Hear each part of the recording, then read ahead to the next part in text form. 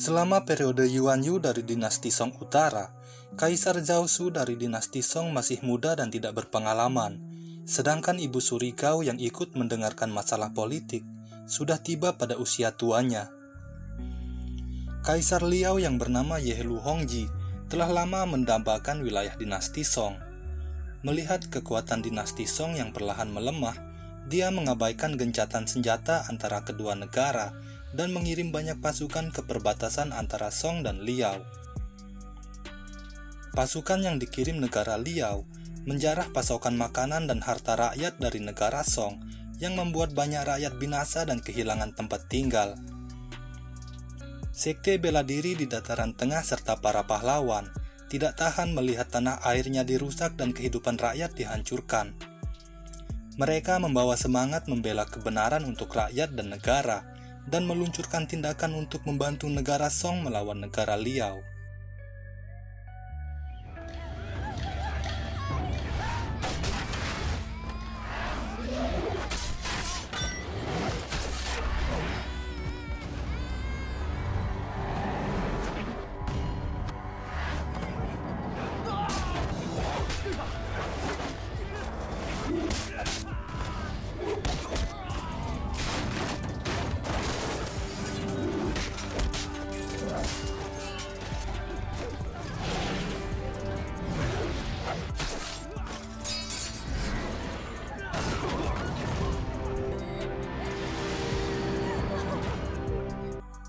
Salah seorang anggota sekte pengemis memberitahu Qiao Feng bahwa pasukan yang datang untuk menjarah rakyat adalah prajurit pribadi dari Raja Chu. Dia lalu menyerahkan sebuah surat yang mereka temukan pada pemimpin pasukan. Informasi dalam surat itu sangat penting dan harus segera disampaikan kepada ketua sekte pengemis. Qiao Feng lalu bergegas menuju kuil Shaolin untuk menemui ketua sekte pengemis yang saat ini sedang menghadiri konferensi seni bela diri. Saat tiba di kuil Shaolin, seorang biksu muda menghentikan langkah Qiao Feng yang hampir menginjak seekor kelabang. Si biksu lalu memperkenalkan diri sebagai Suzu dan membawa Qiao Feng menemui ketua sekte pengemis yang sedang bersama dengan para petinggi kuil Shaolin. Surat yang dibawa Qiao Feng berisi informasi mengenai Raja Chu yang telah mengumpulkan 30.000 pasukan. Berita ini membuat para petinggi kuil Shaolin khawatir karena jika negara Liao dibiarkan mengumpulkan kekuatan, mereka takut negara Liao akan menyerang dataran tengah di mana negara Song berada.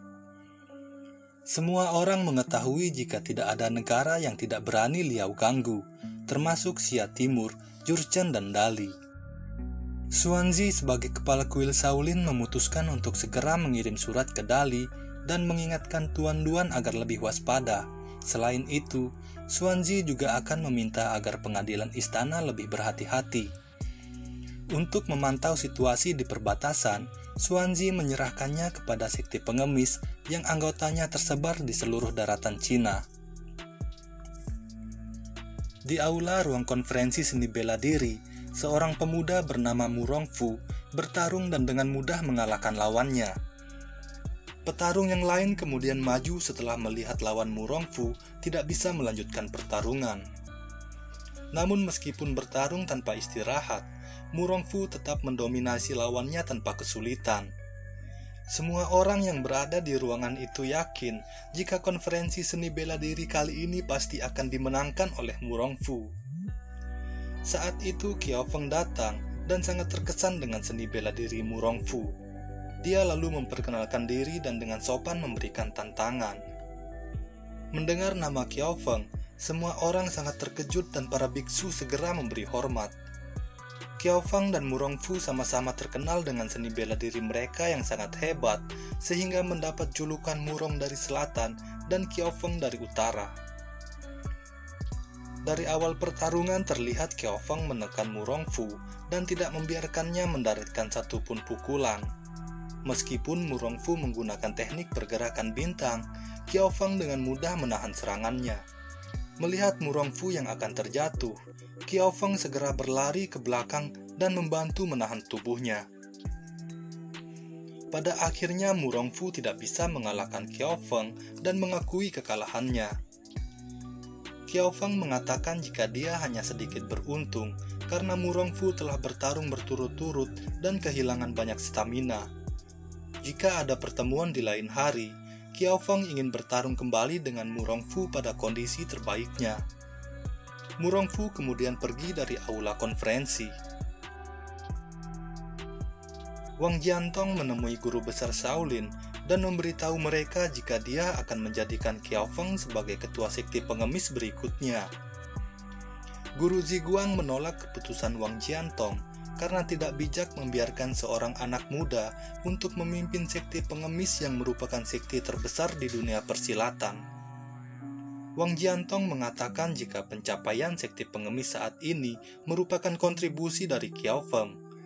Saat konferensi seni bela diri di Taishan, Qiao Feng yang saat itu baru berumur 20 tahun berhasil mengalahkan 9 musuh terkuat dari sekte pengemis dan membantu sekte pengemis menggemparkan dunia. Qiao Feng juga pernah seorang diri menyusup ke markas musuh dan membunuh Letnan Jenderal negara Liao. Demi melenyapkan iblis di hati Qiao Feng, Wang Jiantong telah memberikan 3 tugas yang sangat sulit kepadanya, dan Qiao Feng berhasil menyelesaikan tugas itu satu persatu.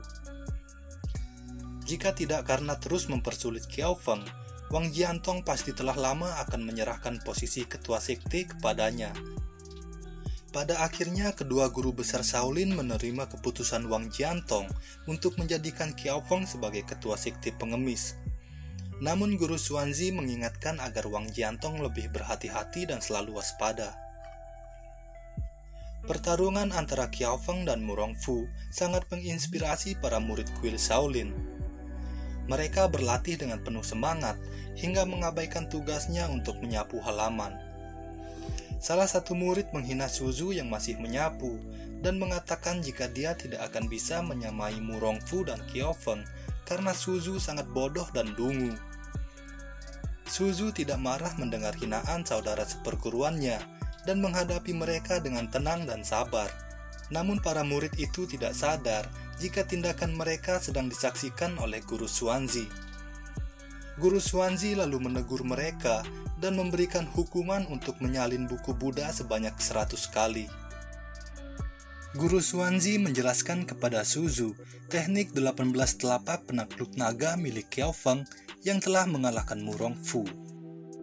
Teknik ini merupakan salah satu teknik paling kuat dan tidak sesederhana yang terlihat. Kelak jika suatu hari Suzu mendapat kesempatan untuk berlatih bela diri, maka dia pasti akan tahu betapa luasnya dunia ini. Guru Xuanzi lalu menyuruh Suzu melanjutkan tugasnya, namun dia diam-diam memuji sikap tenang Suzu saat menghadapi hinaan dan merasa jika itu adalah keberuntungannya. 宠辱不惊，这或许是你的福气。 Setelah kembali ke sekte pengemis, Qiao Feng memerintahkan anggota yang lain untuk pergi ke perbatasan dan mencari informasi tentang pasukan negara Liao. Dia juga telah menghubungi ketua pasukan Han untuk lebih waspada, dan jika pasukan negara Liao kembali menyerang, mereka harus membantu pasukan pengadilan istana. Saat itu Wang Jiantong datang dan menyuruh semua anggota segera bersiap. Setelah semua orang meninggalkan tempat itu, Wang Jiantong lalu memerintahkan Qiao Feng untuk berlutut dan menyatakan bahwa saat ini Qiao Feng adalah ketua sekte pengemis generasi ke-9. Wang Jiantong lalu mengumpulkan semua anggota sekte pengemis dan secara resmi menyatakan bahwa Qiao Feng adalah ketua sekte baru mereka. Di tempat lain, Murongfu sangat terpukul dengan kekalahannya dari Qiao Feng. Dia merasa gelisah dan tidak bisa mengendalikan emosinya. Untuk membangkitkan kembali negara Yan, Murongfu telah belajar semua seni bela diri sejak masih kecil dan membuat namanya terkenal di dunia persilatan. Namun kekalahannya dari Qiao Feng membuat Murongfu kehilangan kepercayaan diri dan putus asa. Pengawal pribadinya memarahi dan mengingatkan Murongfu tentang identitasnya sebagai keluarga kekaisaran negara Yan. Untuk mencapai tujuan besar, tidak mungkin tanpa harus melalui rintangan. Dia seharusnya tidak menyerah hanya karena sedikit cobaan ini. Murongfu akhirnya menyadari tujuan utamanya dan bertekad untuk mengumpulkan lebih banyak kekuatan dan sekutu demi membangkitkan negara Yan. Saat ini sekte pedang tak terukur sedang melakukan pertandingan yang diadakan sekali setiap 5 tahun antara aliran timur dan aliran barat. Pemenang dari pertandingan ini akan diizinkan memasuki dan tinggal di istana Jianhu yang keramat. Duan Yu dari negeri Dali yang polos dan baik hati menonton dengan sangat antusias di antara ketua aliran barat dan aliran timur. Guangji yang merupakan murid dari aliran timur secara kebetulan berhasil mengalahkan lawannya di saat dia tersandung di atas arena. Kejadian lucu ini membuat Duan Yu tertawa terbahak-bahak dan membuat ketua aliran timur Zuo Zimu tersinggung. Ketua Zuo lalu meminta Guangji mengundang Duan Yu ke atas arena untuk bertarung melawannya. Namun tanpa malu Duan Yu menolak tantangan Guangji dan membuat semua orang di tempat itu sangat marah dengan kata-katanya. 你师父是你师父，你师父啊不是我的师父。你师父让我上台跟你比剑，我呢一来不会，二来怕输，三来怕疼，四来怕死，所以啊我绝技是不会跟你比的。对。 Duan Yu juga mengkritik nama sekte pedang tak terukur yang bertentangan dengan kitab suci Buddha. Guangji tidak bisa menahan kekesalannya dan menampar Duan Yu agar berhenti mengoceh. Duan Yu marah dengan kekasaran Guangji dan ingin pergi meninggalkan tempat itu, namun Guangji tidak membiarkannya pergi dengan mudah. Zhongling yang diam-diam menonton pertunjukan mereka cukup terhibur dengan omong kosong Duan Yu. Dia lalu melepaskan cerpelai petir ke arah Guangji dan menarik Duan Yu ke sisinya. Guangji berusaha menyingkirkan cerpelai petir yang hampir membuatnya telanjang. Saat itu paman seperguruannya datang terhuyung-huyung dan menabrak Guangji hingga mati di tempat. Rupanya paman seperguruan itu telah diracuni oleh orang-orang dari sekte Senong yang ingin memusnahkan sekte pedang tak terukur. Pada tubuh paman seperguruan itu juga ditemukan surat yang memerintahkan ketua aliran timur Zuo Zimu untuk mematahkan tangan kanannya, membuang semua senjata, dan meninggalkan gunung tak terukur dalam 2 jam. Jika tidak, maka semua anggota sekte pedang tak terukur akan dibantai habis. Tidak lama setelah membacakan isi surat peringatan itu, tangan Guangji mulai menghitam dan tewas seketika. Rupanya pada amplop dan kop surat itu telah diolesi dengan racun yang sangat mematikan. Zhongling memberitahu ketua Zuo bahwa dalam perjalanan dia mendengar orang-orang dari sekte Senong ingin membantai sekte pedang tak terukur. Karena itu dia sengaja datang ke sini untuk melihat pembantaian. Ketua Zuo lalu menceritakan awal mula perselisihan mereka dengan sekte Senong.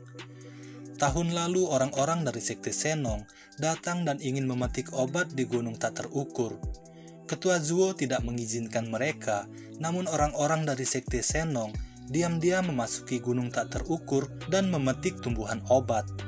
Lalu terjadilah adu mulut yang berujung pada perkelahian hingga menewaskan orang-orang dari sekte Senong. Karena ketua Zuo bersedia memberitahu awal mula perselisihan mereka, Zhongling lalu mengatakan informasi yang dia dengar saat sedang menangkap ular untuk makanan cerpelai petir miliknya.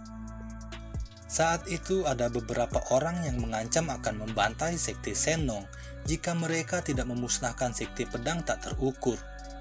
Perintah itu datang dari istana Lingjiu di puncak Piao Miao yang ingin mencari kebenaran tentang dinding giok di gunung tak terukur. Kepala aliran barat Xin Shuangjing mencabut pedang muridnya dan menghentikan Zhongling yang ingin pergi dari tempat itu. Zhongling lalu melepaskan cerpelai petir yang langsung menggigit tangan kanan ketua Zuo.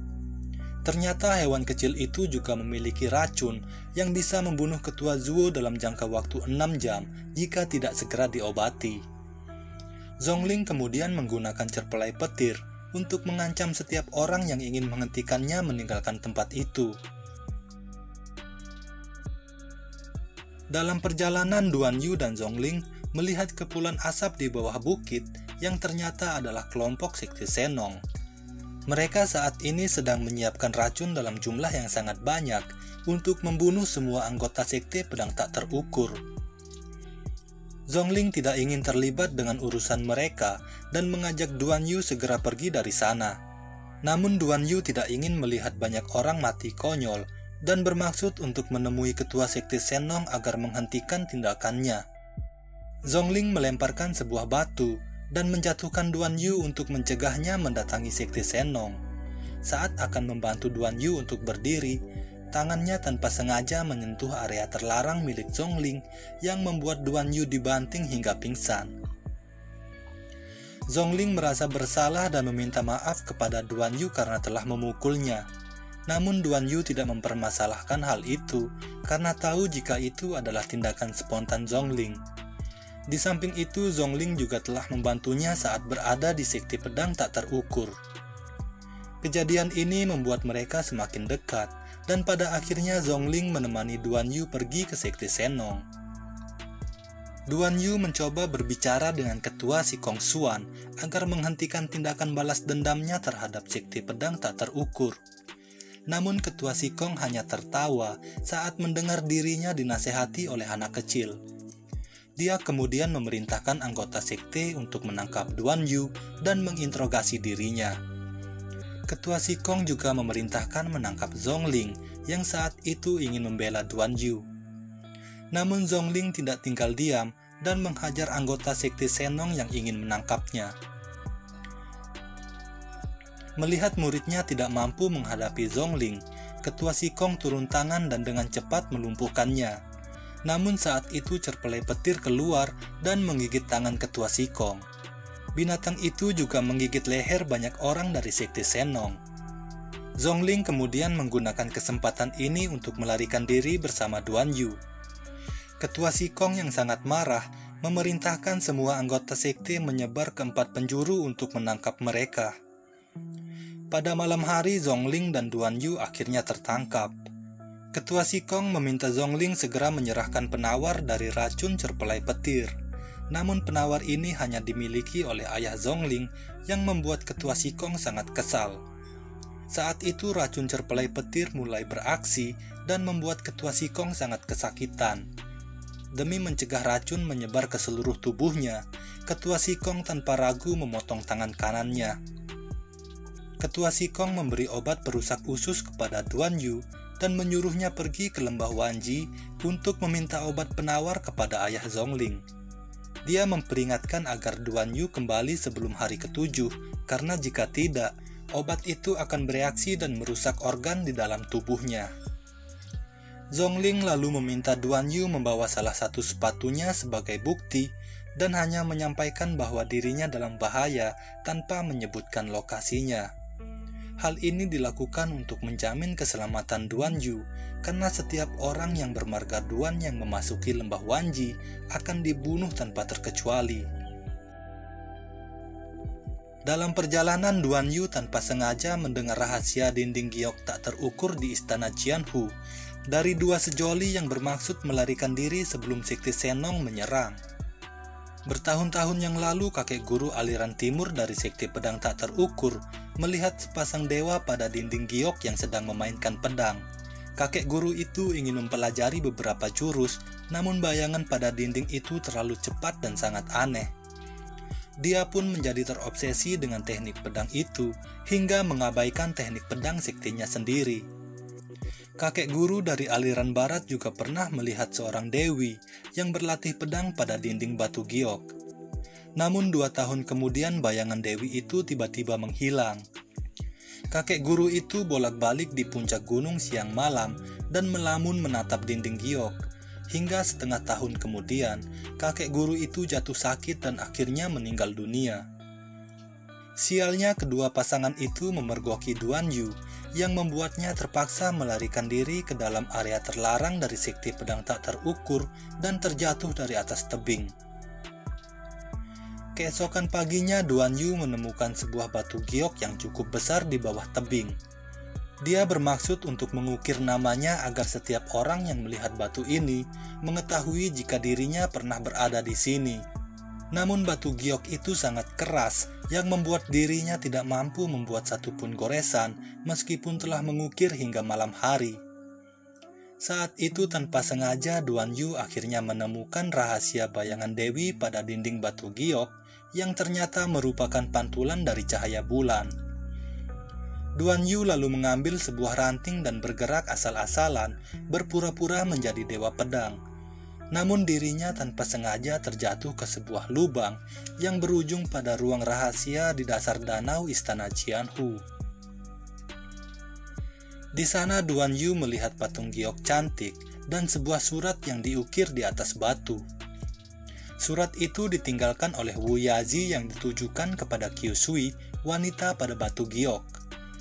Bisa disimpulkan bahwa bayangan dewa dan dewi yang dilihat oleh kakek guru sekte pedang tak terukur adalah bayangan Wu Yazi dan Qiu Sui yang sedang melatih teknik pedang mereka.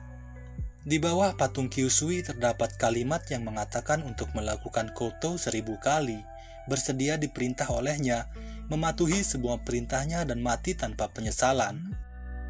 Untuk menghormati kecantikan patung giok Qiu Sui, Duan Yu bersedia mengikuti perintah pada tulisan itu dan melakukan koto sebanyak 1000 kali. Namun tak disangka di saat melakukan koto yang ke-1000 kalinya, Duan Yu menemukan kitab esensi bela diri dari sekte Xiao Yao yang tersimpan di tempat di mana dia membenturkan kepalanya. Pada kain yang membungkus kitab itu, terdapat perintah yang mengatakan jika Duan Yu telah menguasai esensi seni bela diri tersebut, maka dia harus membunuh semua murid dari sekte Xiao Yao. Jurus yang ada di dalam kitab itu disebut jurus sakti Beiming yang bisa mengambil tenaga dalam orang lain untuk digunakan oleh Duan Yu. Di samping jurus sakti Beiming, terdapat juga teknik langkah ringan yang bisa digunakan untuk melarikan diri saat menghadapi musuh yang lebih kuat. Duan Yu lalu mengucapkan terima kasih di depan patung batu giok Qiu Sui dan berjanji akan melatih kedua jurus itu dengan baik. Saat akan meninggalkan tempat itu, Duan Yu mencoba menyalakan lilin yang berada di samping cermin rias. Namun nyala api menjalar dan mengarah pada sebuah ruangan yang berisi kitab bela diri dari semua sekte di seluruh dunia. Namun sayangnya semua kitab bela diri di tempat itu telah menghilang dan hanya menyisakan label yang menyatakan kekurangan dari masing-masing teknik bela diri.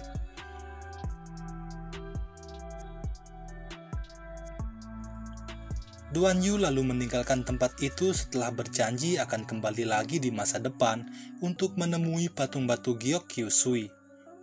Duan Yu akhirnya tiba di lembah Wanji, namun sebelum mencapai pintu masuk, terdapat papan peringatan yang mengatakan jika orang yang bermarga Duan memasuki lembah ini, maka dia akan dibunuh tanpa ampun. Sepertinya Ketua Zong memiliki dendam pribadi dengan anggota keluarga Duan. Di dalam kediaman keluarga Zong, Duan Yu bertemu dengan Gan Baobao, ibu dari Zong Ling. Namun di saat Duan Yu memperkenalkan dirinya, Nyonya Zong terlihat sangat terkejut dan tanpa henti menatap wajahnya. Duan Yu memberitahu tentang situasi Zong Ling dan menyerahkan sepatunya sebagai barang bukti. Saat itu terdengar suara Ketua Zong yang datang mendekat dan Nyonya Zong terlihat sangat panik.